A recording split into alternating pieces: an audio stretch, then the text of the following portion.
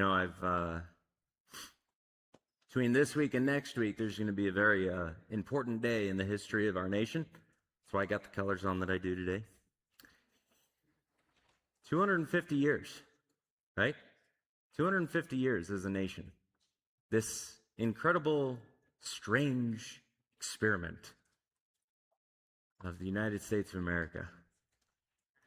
Now, you might have different feelings about that when I say it. Some of you have great pride that swells up in your heart. Some of you have great lament that swells up in your heart.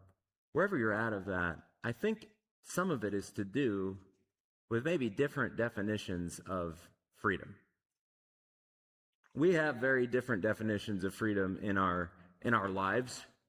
A lot of us will define it one way or another, and as we've gone through Galatians, we've really seen that Paul is bringing out this set of definitions and helping us see, helping us understand what is freedom really. And today we're going to take a look at the passage here in Galatians. We're getting closer, inching closer and closer to the fruit of the flesh and the fruit of the Spirit, right? The works of the flesh, fruit of the Spirit. But there's a couple passages right before here that really set us up, set the table for us. And it's interesting that we're talking so much about freedom, especially in light of where we're at in history and as a nation. So I want you to pay attention to the differing definitions of freedom that you and I might have, especially as you hear these words from Galatians chapter 5. If you're not there already, open up your Bibles or your Bible apps to Galatians chapter 5. We're going to start in verse 13, and we're going to look at freedom's opportunity. What is the opportunity that freedom presents to us? Well, I think this passage is going to tell us very clearly that it must be love. We start off by asking the question, what is freedom for? Galatians 5:13. You are called to freedom, brothers. Only do not use your freedom as an opportunity for the flesh, but through love serve one another. The entirety of the passage that Van read for us in Romans 6 is compacted into this verse. It's like the little robot Wally has gotten in there and he's gathered it, and then does that, right? And squeezes it all in. Anybody? No? Wally? Anybody? Thank you. All right. And he has brought it all together in this little passage that we have in Galatians. In fact, you can kind of chart where Galatians goes. You can kind of lay Romans underneath it. And it gives commentary, in a way, on almost the whole book of Galatians. You are called to freedom, brothers. That's what he's been talking about up to this point in Romans 5 especially. You've been called to freedom, brothers. You know, he's talked a lot about what it is to forget freedom. What it is to forget freedom by going back to the law, going back to works righteousness, going back to it depends all on you and your performance and how well you do. It's all on you. And that way you forget the freedom that Christ has purchased, right? But here he makes a little bit of a shift. Because we could talk a lot about forgetting freedom by going back to the law. But he shifts here and he says, you can abuse freedom by thinking that it's something that terminates on you. That has its purpose. What is freedom for? If freedom has its termination point, its purpose in me, and here's the deal. You live in a shrinking world. I've said this before in many other ways, but if you think that freedom is about you, your freedom will be as small as you. And you and I have experienced that. We know what that feels like. We know what it feels like to pursue the sin, the thing that we want, the self-centered purpose, the self-oriented thing that we're trying to do. And we get it and we realize this is really small and unsatisfying. Because all I have is about as big as me. And you may or may not have an overinflated view of how big you are, but it's still a really small place to live. You know, we were out camping. We stopped by a lighthouse on the way back on Father's Day with the boys. And I just about got our camper stuck because get down to Sable Point Lighthouse south of Silver Dunes. And I'm like, I need to park this somewhere because I'm not going to get turned around. And we go out as a family and they see the big lighthouse against. And one of my kids says, "Hey, look, the ocean." Geography's next year.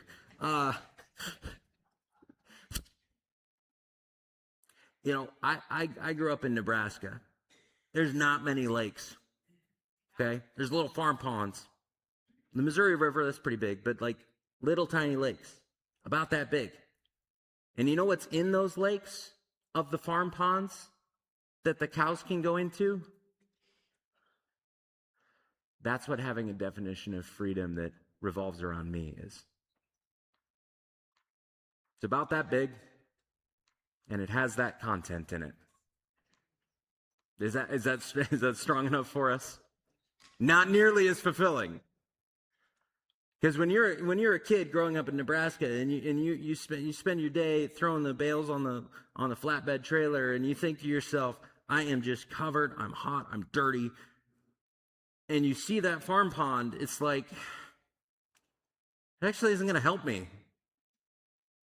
Because as soon as I jump in there, I'm going to want to wash off whatever was there. So I may as well just stay with the hay on me rather than that.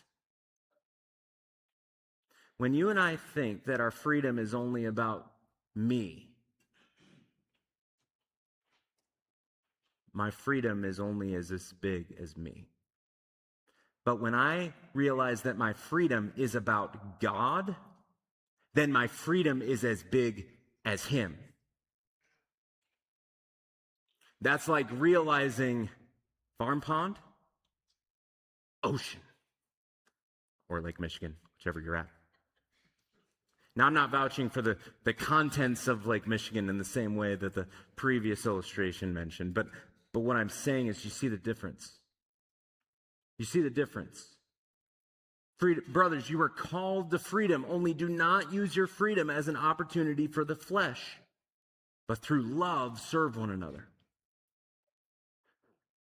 When we think our freedom is about us, and we think that our freedom is about fulfilling the desire, when we have a definition of freedom that says, I should get to do whatever I want to do, I've said that before, it's slavery of a different kind, isn't it? It's smallness. But when I realize that the God of the universe who created me has granted me freedom through the death of His Son, and I trust in that, and I'm willing to understand that now my life is no longer mine but His because He bought me, He purchased me. When I realize that, and I'm willing to say, my life is no longer mine, that is freedom, finally. It doesn't come the way we think it does. It doesn't come the way we think it should. But genuine freedom is when I realize that God is helping me realize there's a bigger pond than that little pond you live in and think you're free. Is Lake Michigan a whole lot scarier than the Nebraska farm ponds that I'm used to? Well, besides the contents, yeah. The freedom that God calls us into feels almost terrifying because we're not in charge anymore. You are called to freedom. Don't use your freedom as an opportunity for the flesh. That's smallness. That's thinking that sin is genuine freedom when sin itself is that which enslaves us. So I start out by saying, what's freedom for? What's your definition of freedom? It shows the state of our heart when our first thought of how we should use our freedom is ourselves. It shows that we're not really free. It shows that I'm still ruling, I'm still in charge. It shows that I haven't tasted what real freedom actually is. If my first thought about freedom is how I can now get away with things or abuse it, then the freedom that I have is not really freedom. It's just my old slavery going sub-level and popping up somewhere else.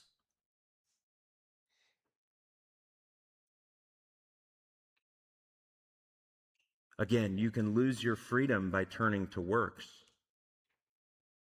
Or you can abuse your freedom and ultimately lose it by turning to yourself. And if you turn to yourself and you think that that's freedom in getting to do whatever it is you want to do, you lose not only that freedom, but you lose your confidence in your salvation, because there's no real fruit from continuing to live a life that is ultimately about what I can get away with, what I can be forgiven for anyway because Jesus died for me. Again, we see how small that is. Sometimes I worry about our nation at times because we begin to define freedom even as a nation as getting to do whatever we want to do. When instead we should realize that that freedom is a gift to us to steward well, and that in stewarding it well, we get to enjoy it.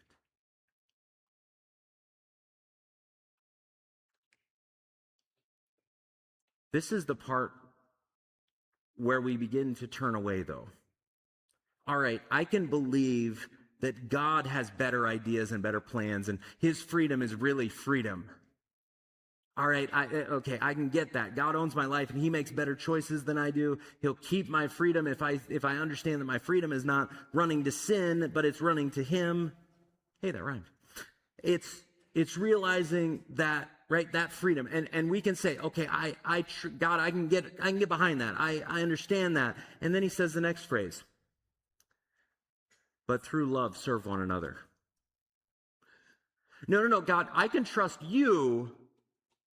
I'm not sure I can trust that person that I'm supposed to serve.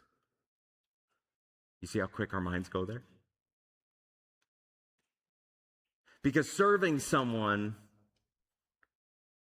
starts to infringe then on that freedom that we think we want or have. You know, when you serve someone, you willingly put yourself in their service to do the things they need done.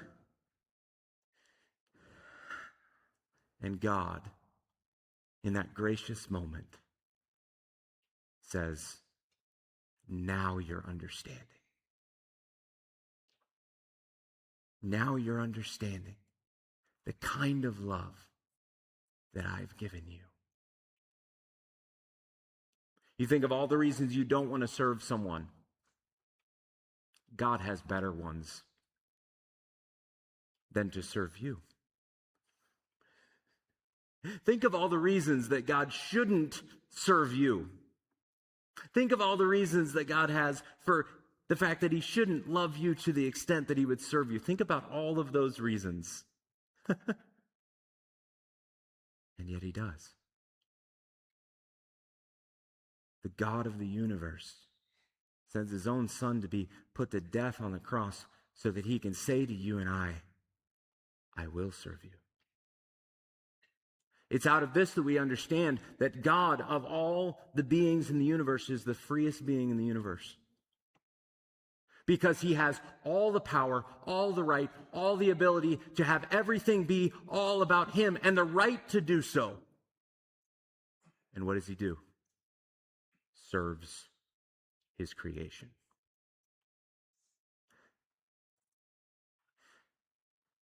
And to the extent that that begins to change your heart,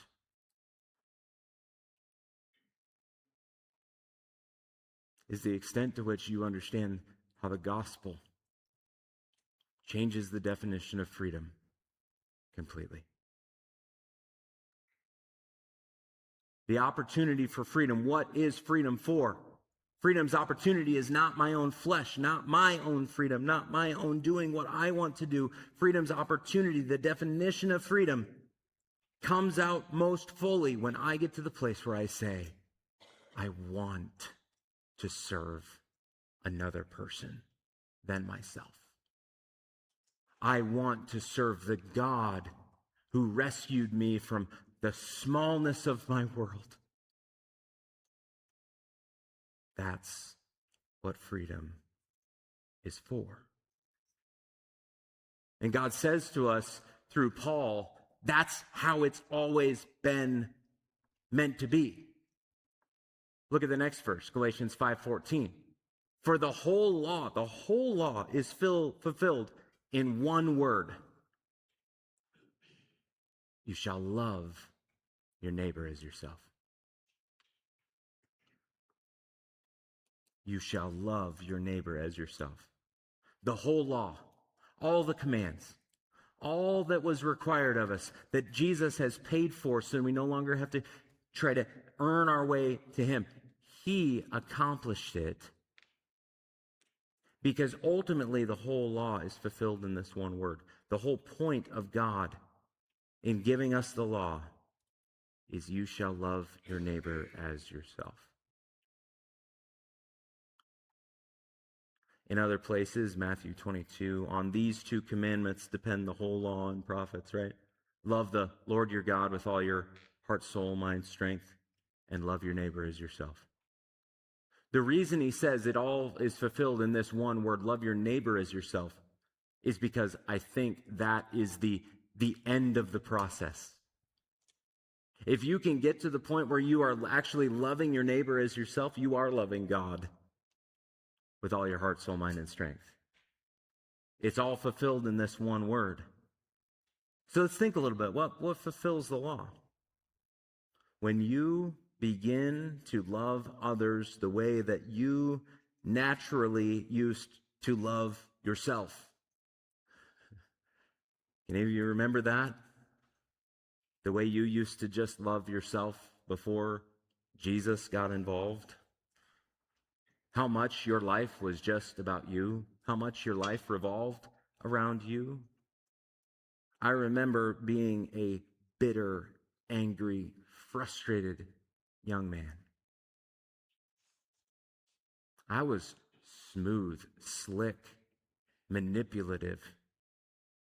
I was really good at using my charm to get all that I wanted, or deception.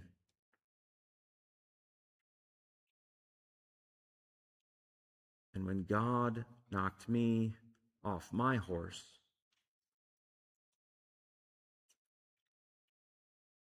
I started loving those people who I had hurt before, and they didn't know what to do with me. Because the supernatural reality of God's love for me transformed me and is still transforming me. You know, you and I do not have to be taught to love ourselves. It happens very naturally. We're self-protective, self-oriented, self-serving. We're congratulatory. We're self-concerned, self-committed. And the list could go on. That's just the start. What if all of that energy that I used to use to serve me is now turned to serve God by serving others? Think about how much energy you use serving yourself. I want you to think about it for a second. How much energy do you and I use serving ourselves? When you wake up in the morning, what's your first thought? I need to, right? Coffee. And then I need to, right? I need to turn instant human, just add coffee, right?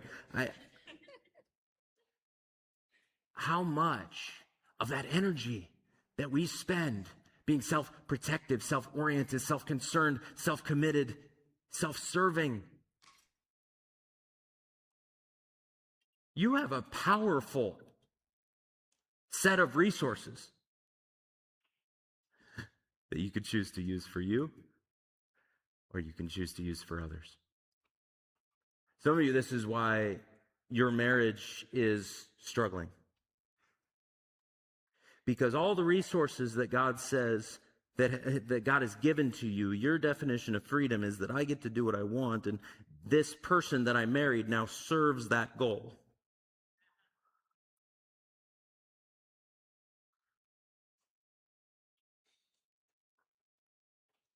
Whereas if I would spend that energy serving this person, it wouldn't even matter if they served me or not. I would be free. I would be free. I know this is a lot. But sometimes we make our own problems by wrongly defining what freedom really is. Which person is more free? The person who's serving themselves and employing others to serve them? Or the person who realizes they have been served by the ultimate, infinite God of all the universe, and now they have the resources to serve others? Which person is more free? Which person is more joyful? Which person is more happy with their life? Which person knows God deeply? Which person? Which person do you want to be? Which person are you right now? The beautiful thing about the grace of God that we have been talking about all day long is that in a moment,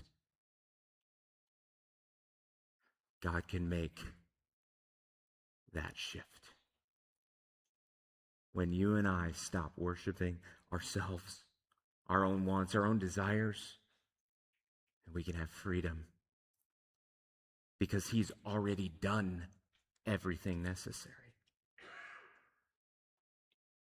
From the beginning, this verse says, the whole law is fulfilled in one word: love your neighbor as yourself. You know, the closest neighbors you have are the people that you live in the same house with, your kids, your spouse, your roommate, your family, the closest neighbors that are there. And why is it that those people are sometimes the hardest people to love? Because you see the reality of their lives and how maybe self-oriented they are at times. And yet, God calls us to say, why don't you do to them what I've done for you and see what happens? We sometimes don't do this because we've just never tried it or we've not persevered in it. From the beginning, God had a simple plan that His creation would reflect and bring glory to Him. Oddly enough, one of the ways that God put it, that His creation would reflect Him and bring glory to Him, He says, love me because I'm awesome. Only being in the universe that can say that, right?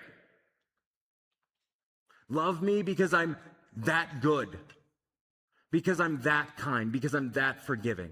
And then He says, love others because they're not awesome, because I am. You have been loved by an awesome God who loved you when you weren't awesome. And now His call for every one of us, the whole law fulfilled in one word: love your neighbor as yourself. You know how hard it is to love your neighbor when you want to worship you? It's impossible. But when God comes in and changes your life by loving you who were not worthy of love, You rejected God. You hated him. You didn't want anything to do with him. You wanted all of his glory. You wanted all of his worship, and he loved you anyway. And in that moment,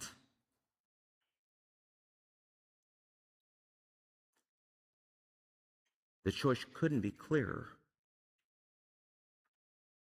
Who's the one that really deserves the worship here?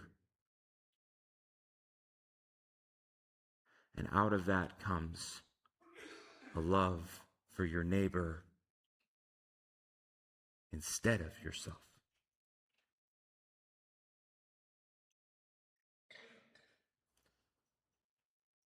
We have a lot of things, don't we, that distract us. This is the end of the road of a life that is about me and as small as me. But if you bite and devour one another, verse 15, watch out that you are not consumed by one another. Literally, you eat one another. Because you're trying to find in them serving you the thing that you can only find in God serving you and you serving others. If you bite and devour one another, watch out that you're not consumed by one another. I have a strange thing happening in my life right now. God has blessed us. I have 3 vehicles. First of all, I remember when I didn't even have one vehicle, or at least one vehicle that worked. I have 3 vehicles. God is so kind. I have 3 vehicles that do not have any warning lights on. I remember when I didn't even buy a vehicle unless it had a warning light on. You remember that? You remember that? At least in the era of warning lights. Used to be your car just stopped and tried to warn you, made lots of sounds. You didn't listen, right? I have 3 cars right now with no warning lights on. But here's my fear, that one of the warning lights is malfunctioning. And that there is something drastically, terribly wrong with one of my vehicles, and I don't know it. If you bite and devour one another, the warning light is on. The oil light is flashing. The check engine light is flashing. If you're biting and devouring one another, the warning lights are on. To help you understand, I don't have the right definition of freedom. I don't have the right definition of freedom. I think it's about me. And so I'm trying to take from them what only God can give me. I'm trying to make them serve the smallness of my kingdom. When the only real answer is, give up my kingdom and be invited into the kingdom in which the real king reigns, the best king reigns, the king that serves you reigns. If you bite and devour one another, watch out you're not consumed by one another. When you see relational strife in your life, someone or both of you are not free. Your identity is not in Christ, at least in that moment. You're trying to take identity or stability or everything being okay from an entity that cannot give you that. Whether that be your kids, whether that be your wife, whether that be your roommate, whether that be your parents, you cannot find it there. It does not exist there. They do not have the resources there. Your car cannot fix itself. The light is on so that you take it to someone who can fix it. I need to warn my mechanic because since I said that out loud, one of them's going to go on, right? I got to warn my mechanic. But the point is, so that you take it to the one who knows it. We can literally consume each other for what we always should have found in God.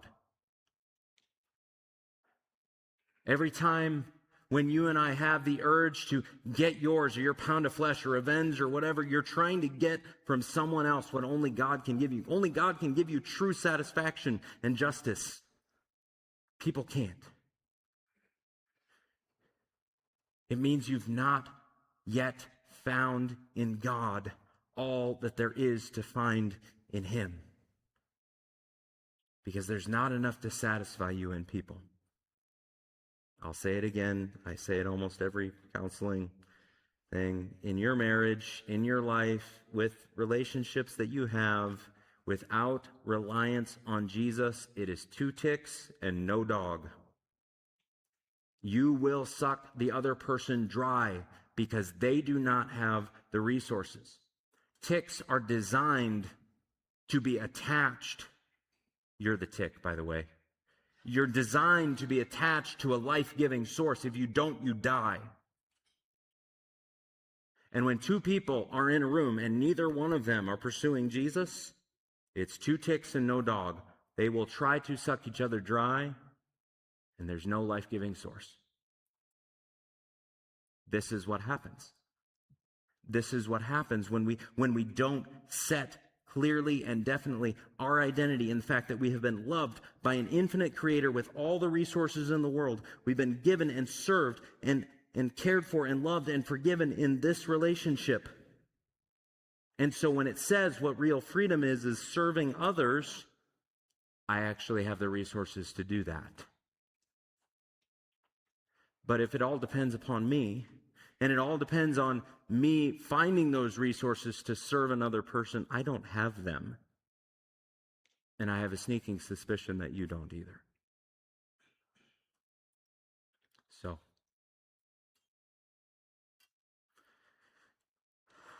what do we do with this? What do we do with this? I want you to think for a second. What would your life look like if you were truly free? What would your life look like if you were truly free? You might answer that question a little bit differently after our time together than you did before it, right? I hope that God has met you in that moment to say, oh, all the things that I'm pursuing that I thought were freedom are actually draining me because it's all up to me. It's all dependent upon me. It's the little farm pond in Nebraska. That's all the bigger my world is. That's all the bigger my resources are. It's all the bigger that which I should draw on is. What is real freedom? Define it rightly. You know, freedom rightly defined, the definition of true freedom is losing yours.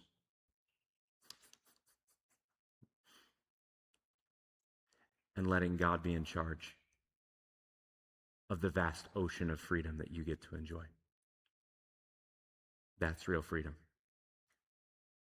In pursuing my freedom, I only find slavery. In pursuing my freedom in Christ, I find the ocean of God's great love for me, the security, the joy, the fulfillment. What's real freedom? It's fulfillment in God's design of what actual freedom is. Serving one another. The way you show God's great love for you. You ever notice that serving God, there's no way to go to, unlike all the gods of all the other religions, there's no way to go to God and say, God, I'm serving you, that doesn't have something to do with people. You can't name a thing that is serving God alone that doesn't have to do with people. I challenge you. I challenge you to find something.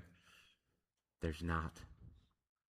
Genuine fulfillment of God's love for you and your love for God and your serving of God with this freedom that you have. I know that sounds paradoxical, but it has to do with people.